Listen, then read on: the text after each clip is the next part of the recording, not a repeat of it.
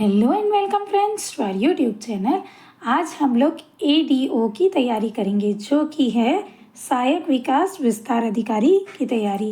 और आज जो हम टॉपिक लेके आए हैं फ्रेंड्स आप लोगों के लिए वो है आजीविका का पार्ट 2।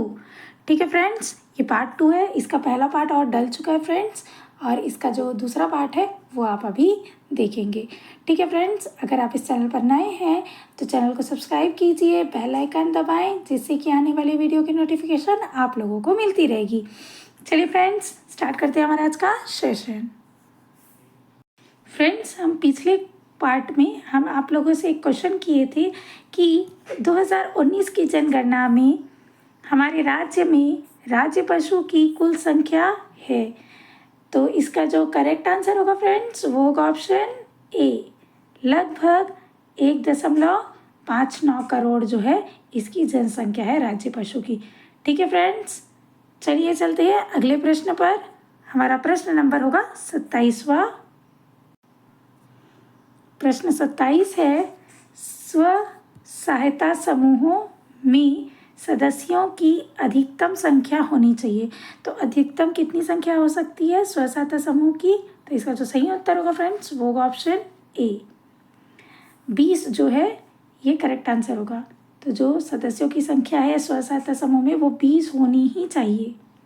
अगला प्रश्न है, छत्तीसगढ़ पशुधन विकास एवं पशु प्रजनन नीति तैयारी करने वाला कौन सा नंबर का राज्य है?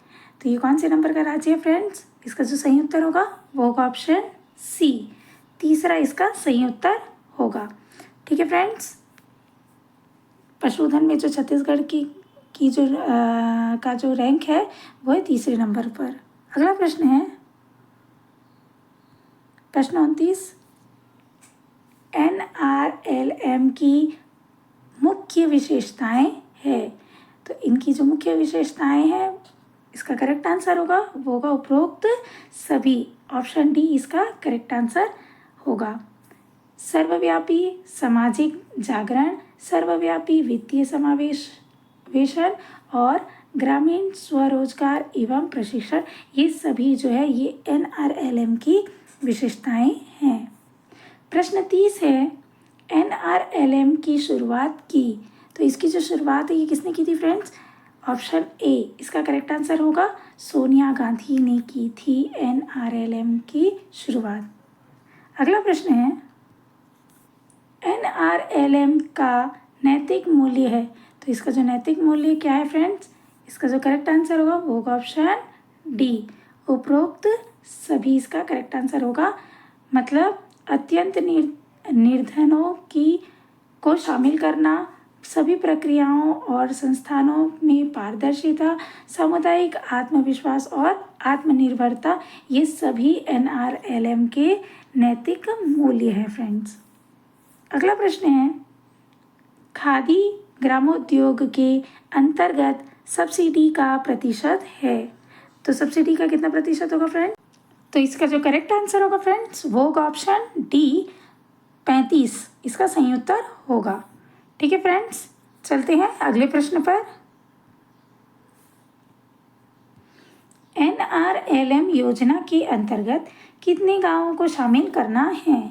तो कितने गांवों को शामिल करना है फ्रेंड्स? इसका जो सही उत्तर होगा वो होगा ऑप्शन सी, 6 लाख। सी और डी दोनों सेम है फ्रेंड्स, हम सी ले लेते हैं। ठीक है, तो इसका 33 नंबर का प्रश्न है उसका उत्तर होगा सी। अगला प्रश्न है, NRLM हेतु आर्थिक सहायता प्रदान करती है। तो ये सहायता किसको प्रदान करती है फ्रेंड्स? इसका करेक्ट आंसर होगा ऑप्शन सी, वर्ल्ड बैंक। ठीक है फ्रेंड्स, ये इसका सही उत्तर होगा। अगला प्रश्न है, NRLM में कितने BPL परिवारों को शामिल किया जाता है? तो NRLM में कितने BPL परिवारों को शामिल किया गया फ्रेंड्स? इसका जो सही उत्तर होगा वो होगा ऑप्शन ए, 7 करोड़ परिवारों को इसमें शामिल किया गया है। ठीक है फ्रेंड्स, ये इसका करेक्ट आंसर होगा। अगला प्रश्न है, एक स्व सहायता समूह में एक परिवार में कितने सदस्य हो सकते हैं? तो ये कितने सदस्य हो सकते हैं फ्रेंड्स? इसका ए ऑप्शन सही होगा, एक व्यक्ति, एक परिवार से एक ही सदस्य हो सकता है। अगला प्रश्न है, खादी तथा ग्रामोद्योग योजना के अंतर्गत एक ग्रामोद्योग इकाई की स्थापना हेतु अधिकतम कितनी राशि का सहयोग दिया जाता है? तो इसमें जो अधिकतम सहयोग राशि है फ्रेंड्स वो है 25 लाख। ऑप्शन डी इसका करेक्ट आंसर होगा। खादी और ग्रामोद्योग योजना के अंतर्गत एक इकाई की स्थापना के लिए अधिकतम जो राशि लगती है, सहयोग राशि जो दी जाती है वो है 25 लाख रुपए।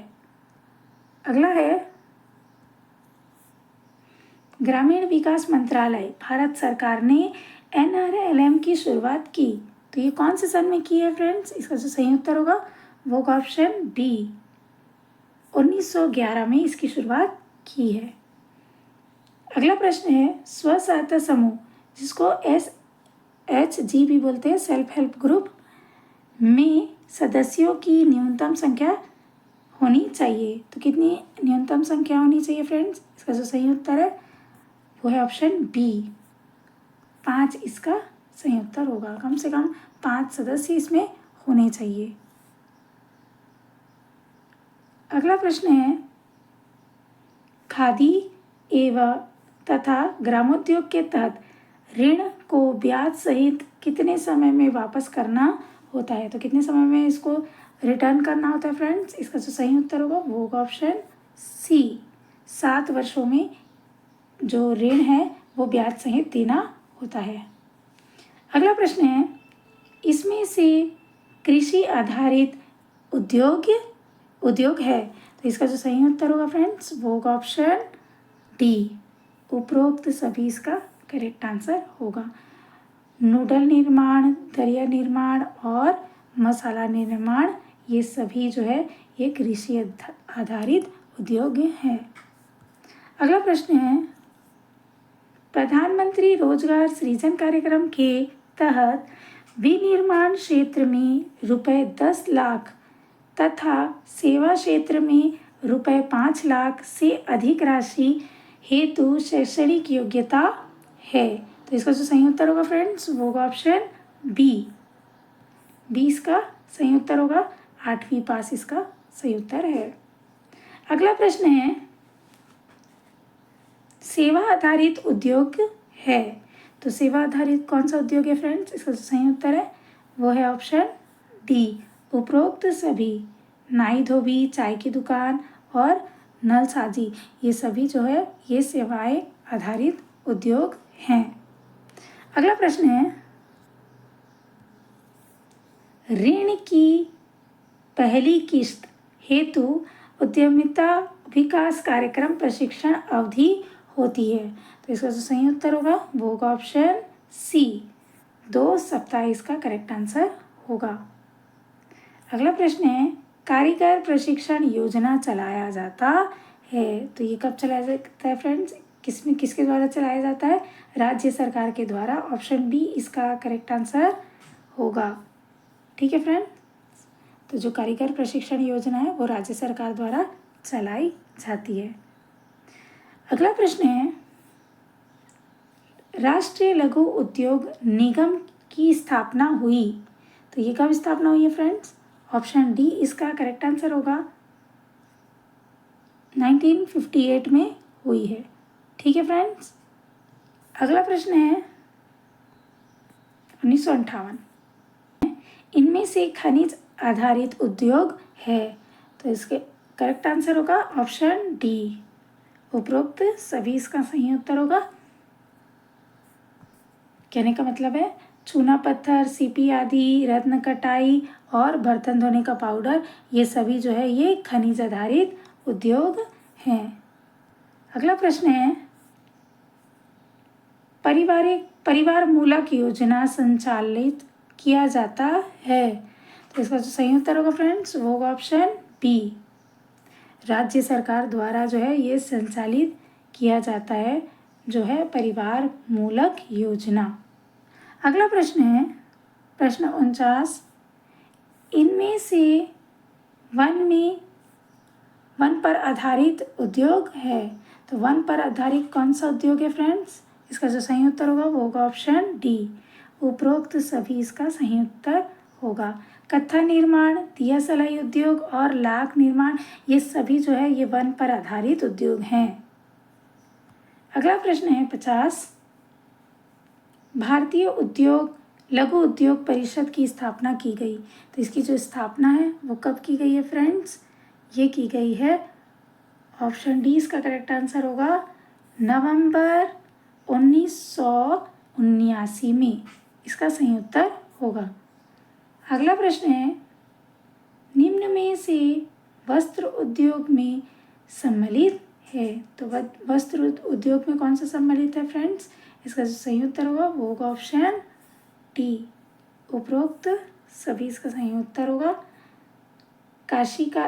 कसीदाकारी, लोक वस्त्र का निर्माण और स्टोव की बत्तियां, ये सभी जो है वो वस्त्र उद्योग से में सम्मिलित है फ्रेंड्स। चलते हैं अगले प्रश्न पर। अगला प्रश्न है, स्व सहायता समूह है।